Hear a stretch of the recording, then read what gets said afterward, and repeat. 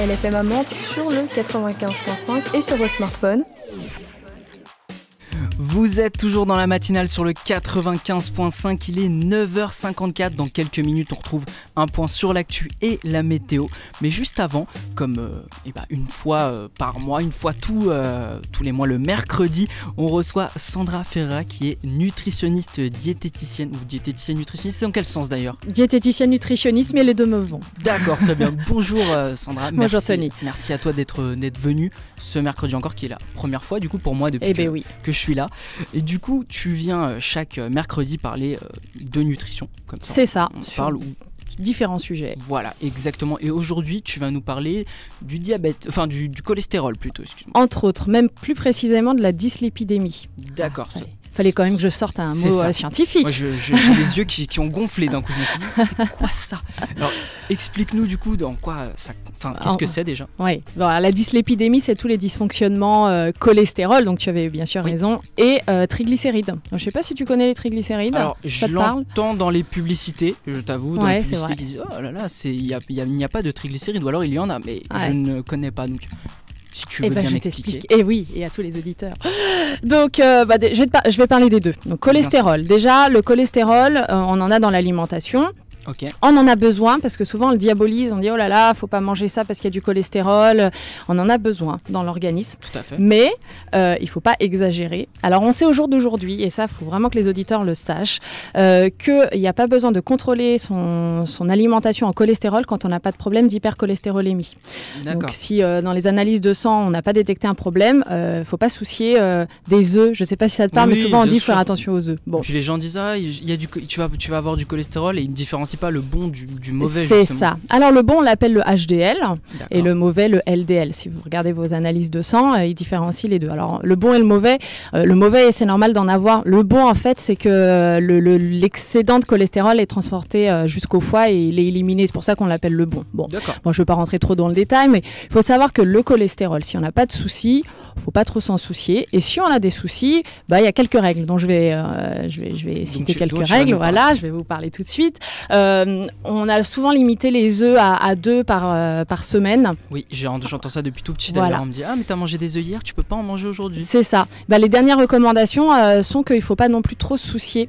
Là, il faut vraiment qu'on m'entende, là, tous les auditeurs qui ont du cholestérol, parce qu'il faut savoir qu'il y a à peu près 80% du cholestérol qui est endogène, c'est-à-dire que c'est nous qui le fabriquons. Donc, quand on joue sur l'alimentation, on joue que sur 20%.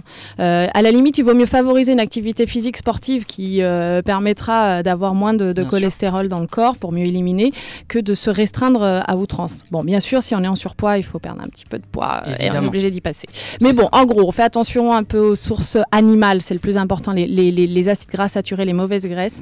Le cholestérol, on ne l'a, il y a une façon de le retenir que dans les aliments d'origine animale. Ça veut dire que quand tu manges un yaourt, le yaourt c'est fait avec le lait de la vache. La vache c'est un animal et il est terrestre parce que si c'était du poisson, là on a des bons oméga 3 dedans. Donc il y a du cholestérol dans le yaourt. Enfin voilà, c'est comme ça qu'on... Ah oui, d'accord. Donc si on devait contrôler tous les aliments, on s'en sort pas. On mangerait plus. Exactement. On serait avec des légumes. Donc s'il y a une chose que j'ai à dire sur le cholestérol, c'est favoriser les bonnes huiles en contrepartie, au moins pour faire du bien à ses artères. Donc tout ce qui est riche en oméga 3, c'est donc l'huile.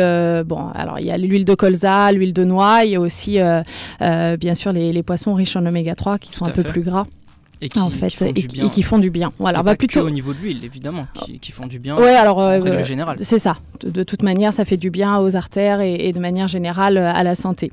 Donc plutôt que de dire il faut pas manger ci, cela, je préfère qu'on dise on favorise les huiles qui sont bonnes pour la santé. Pour ce qui est des triglycérides, les triglycérides, eux, sont, on va dire, le gras apporté par l'excès de fruits ou de glucides de manière générale, donc de féculents, etc. Je suis pas en train de dire qu'il faut pas en manger, mais si dans les analyses de sang c'est mauvais, déjà vaut mieux se faire suivre par un diététicien nutritionniste que de faire n'importe quoi.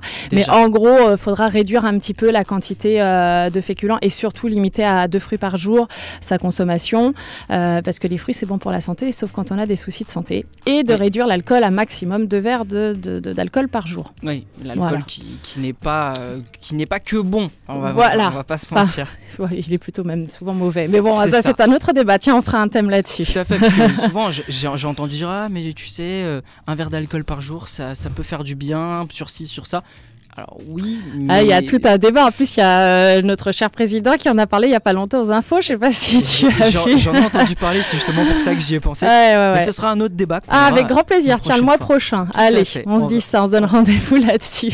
Mais bon, voilà, en gros, mangez beau, mangez bon. Ne vous prenez pas trop la tête, si j'ose dire. Et surtout, faites-vous suivre pour pas commencer. Le problème de mes patients, c'est qu'ils font tout trop strict, en fait. Ou ils font rien, ou ils font trop strict. Et il y a un juste milieu. Donc c'est pour ça qu'il faut se faire suivre. Voilà. Tout à fait. Voilà. Du coup, faites attention à ce que vous mangez. Voilà. C'est le conseil du jour. Le conseil. Si besoin, moi, alors je le dis souvent, je suis disponible sur mon site internet www.sandra-ferreira.com. J'ai une chaîne YouTube. Pour la retrouver, vous tapez Sandra Ferreira, diététicienne nutritionniste. Vous me retrouvez. Il y a plein de petites vidéos sur différents thèmes et s'il faut, vous me posez des questions en commentaire et je réponds toujours à tout le monde. Eh ben, avec grand plaisir, vous pouvez du coup retrouver Sandra sur internet. Voilà. Tout à fait. Et en cas de souci, évidemment, on ne le dira jamais assez, il faut consulter tout simplement parce que bon, on peut faire des choses seul. Hein, oui. Pas, voilà, on mais peut essayer de manger un peu moins gras, manger ceci, mais on le saura jamais. Comme on le disait, l'histoire des œufs par exemple. Voilà. On a des clichés qui sont véhiculés depuis X temps. Si tu n'as pas de cholestérol, toi, dans les analyses, tu peux sans problème manger 8 œufs par semaine, hein, sans aucun souci. 8 œufs par semaine, ne t'en inquiète pas. Voilà. D'accord, c'est bon à savoir, surtout que moi j'aime beaucoup les œufs. Et voilà. Je sais ce que tu manges ce soir. C'est ça, je vais rentrer, je vais manger des œufs avec grand plaisir. Merci à toi Sandra d'être Merci venue. À toute l'équipe. On te retrouve du coup sur internet déjà et puis le mois prochain. Voilà. Pour un autre débat. Au revoir. Au revoir. Restez avec nous dans un instant, le meilleur du son revient, mais juste avant, on fait un point sur l'actu.